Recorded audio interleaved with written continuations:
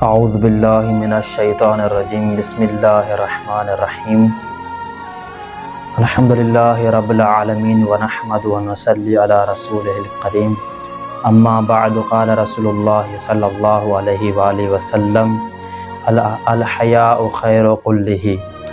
رسول خدا صلی اللہ علیہ وآلہ وسلم فرماتے ہیں کہ حیا ہر لحاظ سے ایک مکمل نیکی ہے، کہ حیا ایمان کا جوہر ہے۔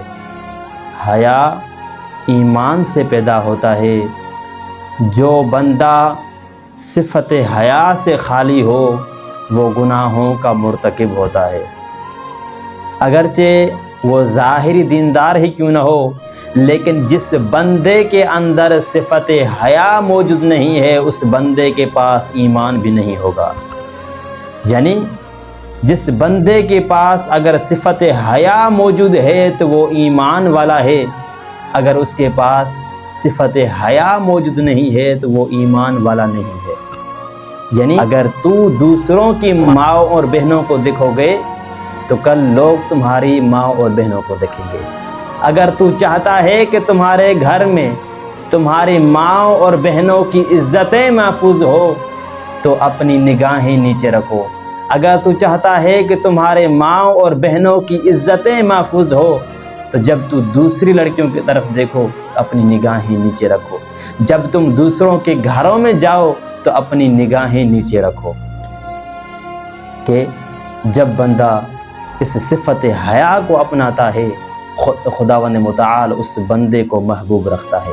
کہ تاریخ نے لکھا کہ جب زلیخا نے حضرت یوسف علیہ السلام کو گناہوں کی پیشکش کی اور اپنے حسن کا اسیر بنانا چاہا تو حضرت یوسف نے دیکھا کہ زلیخا نے ایک بت کے اوپر کپڑا ڈال دیا۔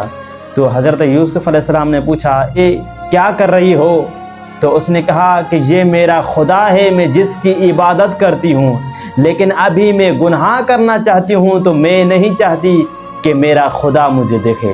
تو حضرت یوسف علیہ السلام نے کیا کمال کا جواب دیا، کہا کہ اے زلیخا تمہیں حیا کرنی چاہیے کہ تو اس پتھر کے خدا سے حیا کرتی ہے، لیکن میرا خدا وہ ہے جو ہر ظاہر اور باطن کو جانتا ہے، کیوں نہ میں اس سے حیا کروں۔ کہ انسان کو با حیا، با کردار اور با اخلاق بننا چاہیے، کیونکہ یہ بے حیائی، بد زبانی، بد اخلاقی یہ انسان کے کیریکٹر کو، یہ انسان کے کردار کو تباہ کر دیتی ہے۔ کہ تاریخ میں ایک واقعہ ملتا ہے کہ 3 بھائی تھے، ایک شہر میں رہتے تھے۔ ان میں سے جو بڑا بھائی تھا وہ شہر میں مؤذن تھا، وہ آذان کے فرائض انجام دیا کرتا تھا، آذان کے امور انجام دیا کرتا تھا۔ جب اس کو 10 سال ہو گئے تو اس کی رحلت ہو گئی، تو تمام شہر والے اس کے تیسرے بھائی کے پاس آئے اور کہا کہ یہ اپنے بھائی کا عہدہ اب آپ سنبھالیں، اور ہم چاہتے ہیں کہ مسجد کے مینار پر آذان آتی رہے۔ تو اس نے کہا یہ میں عہدہ قبول نہیں کروں گا۔ تو لوگوں نے کہا ہم آپ کو اپنے بھائی سے بھی زیادہ دوگنا حصہ دیں گے، آپ آذان دیں۔ تو اس نے کہا اگر آپ مجھے 100 گنا حصہ اپنے بھائی سے بھی زیادہ دیں تو یہ میں عہدہ قبول نہیں کروں گا۔ تو لوگوں نے کہا کہ کیا آذان دینا گناہ ہے؟ تو اس نے کہا آذان دینا گناہ نہیں ہے، کہا کہ اس وجہ سے میرے 2 بڑے بھائی بدبخت اور بے دین ہو کر مرے ہیں۔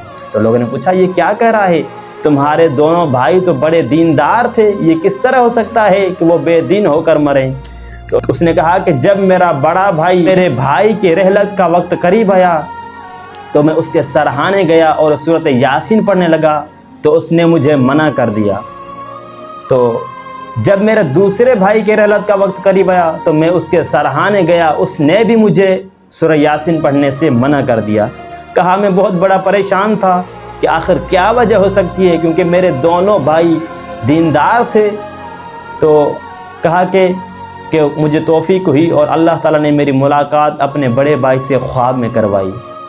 کہتا ہے کہ میں نے جب بڑے بھائی سے ملاقات کی تو وہ عذاب میں مبتلا تھا۔ کہتا ہے کہ میں نے اپنے بڑے بھائی سے پوچھا کیا وجہ ہے، تو دیندار تھا؟ تو اس نے کہا کہ جب میں مسجد کے مینار پر جایا کرتا تھا تو وہاں کے گھروں کی عورتیں نظر آیا کرتی۔ کہتا ہے کہ میں بڑی بے حیائی کے ساتھ ان مسلمان عورتوں کو دیکھا کرتا تھا۔ کہتا کہ میرے اندر میں خدا کا خوف نہیں تھا، اس لیے میں آج اس عذاب میں مبتلا